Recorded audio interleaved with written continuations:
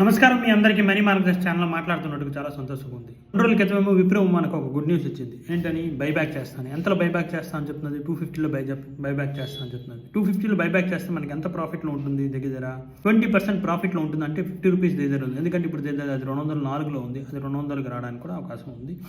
So నిన్నే 4% పడింది. ఇది మంచి అవకాశమా, మనం కొనొచ్చా అని ఆలోచించామంటే కొనడానికి అవకాశాలు ఉన్నది, కొనొచ్చు కూడా.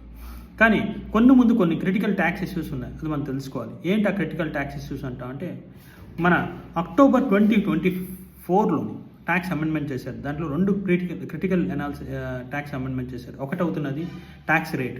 ముందు మన షార్ట్ టర్మ్ క్యాపిటల్ గెయిన్కి ఏమో ట్యాక్స్ రేట్ 15% ఉంది. ఇప్పుడు అది 20% అయింది. ఫస్ట్ థింగ్ అంటే లెస్ దెన్ 1 ఇయర్లో కానీ మీరు అమ్మారు, కొన్నారు, చేశారన్నా కూడా అది షార్ట్ టర్మ్ క్యాపిటల్ గెయిన్ వస్తుంది. సింపుల్ టర్మ్స్ చెప్పామంటే దానికి 20% చేస్తాను. అలాగే కానీ దాంతోపాటు నెక్స్ట్ అవుతున్నది బోనస్ ఇష్యూకి కాస్ట్ ఆఫ్ ఎక్విజిషన్ 0 అని చెప్పారు. అంటే నేను ఒక ఎగ్జాంపుల్తో చెప్పామంటే మన దగ్గర ఆల్రెడీ ఒక 100 షేర్స్ ఉన్నాయి. 100 రూపాయల లెక్క 10,000 రూపాయలు ఉంది.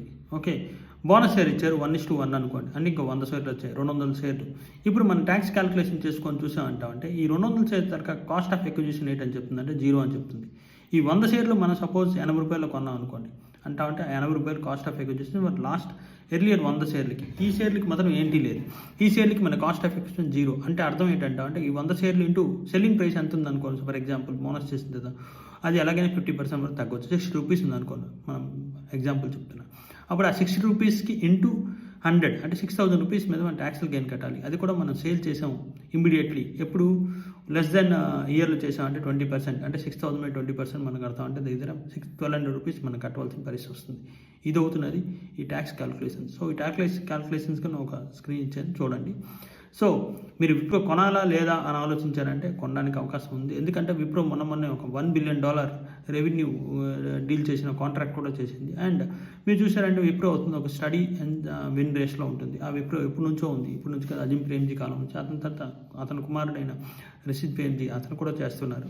సో ఓవరాల్గా చూసామంటే విప్రో వల్ల మనకి ఏంటి ప్రాఫిట్ అని చూసామంటే క్యాపిటల్ గెయిన్స్ మనకి లేదు, క్యాపిటల్ లాస్ ఉందంటే డెఫినెట్లీ బోనసెస్ తీసుకోవచ్చు. క్యాపిటల్ లాస్ లేదు, క్యాపిటల్ గెయిన్ ఉన్నదంటే ఆ స్టాక్ అలా హోల్డ్ చేసుకోవచ్చు పరిస్థితి ఉంటుంది. కాకపోతే ఆ స్టాక్ పెరుగుతుందా పెరగదా, బోనస్ అయిన తర్వాత ఎంతవరకు వెళ్తుంది అని అంటే మెల్లగా ఉంటుంది. ఎందుకంటే అది ఆల్రెడీ విప్రో అంత ఫాస్ట్గా పెరగదు. కానీ ఇంకో టెక్నికల్కి ఫండమెంటల్ చూసామంటే విప్రో అవుతున్నది ఫండమెంటల్కి PE అవుతున్నది దగ్గర 16 టైమ్స్. అంటే చాలా ఇండస్ట్రీస్ కన్నా చాలా తక్కువ రేట్లో ఉంది. సో మనం కొన్నా కూడా మనకి చాలా బాగుంటుందని అనుకుంటున్నాను.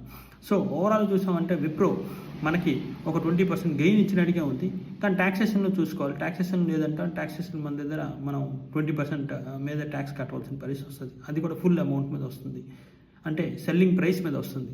సో ఇది అవుతున్నది అమెండ్మెంట్. ఎప్పుడు చేశారంటే అక్టోబర్ 24లో చేసింది. ఎవరు చేశారంటే నిర్మలా సీతారామన్. ఇది కరెక్టా తప్ప అని నేను చెప్పడం లేదు. కాకపోతే అది చేయడం వల్ల మనకి ఇంపాక్ట్ ఏంటంటే ముందు కాస్ట్ ఆఫ్ ఎక్విజిషన్ మనం ప్రైస్ తీసుకున్నాం, ఇప్పుడు కాస్ట్ ఆఫ్ ఎక్విజిషన్ ప్రైసే లేదు, 0 అని చెప్తారు, అంటే కొత్త షేర్లకి.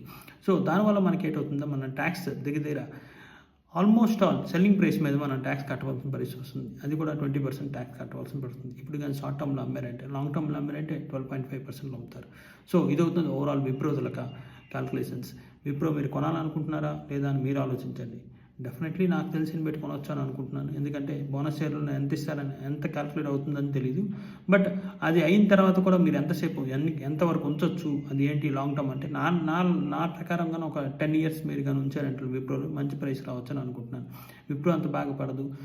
ఎంత క్లౌడ్ వచ్చినా కూడా, ఎంత ఏ టూల్స్ వచ్చినా కూడా విప్రో, ఇన్ఫోసిస్, TCS ఈ 3 మార్కెట్ లీడర్స్ వీళ్ళు డెఫినెట్లీ ఉంటారు. మిగతా స్టాక్స్ గురించి నాకు తెలియదు, అది ఈ 3 మాత్రం డెఫినెట్లీ మార్కెట్లో ఉంటాయి. ఎందుకంటే వాళ్ళ దగ్గర బిలియన్స్ ఆఫ్ డాలర్స్ మనీ ఉంది, క్యాష్ ఉంది, పవర్ ఉంది, మొత్తం ఉంది అది. సో ఇలాంటి విషయాల్లో మీరు తెలుసుకోవాలంటే డెఫినెట్లీ మా ఛానల్ని ఫాలో చేయండి, సబ్స్క్రైబ్ చేయండి. Thank you. Signing off shake show.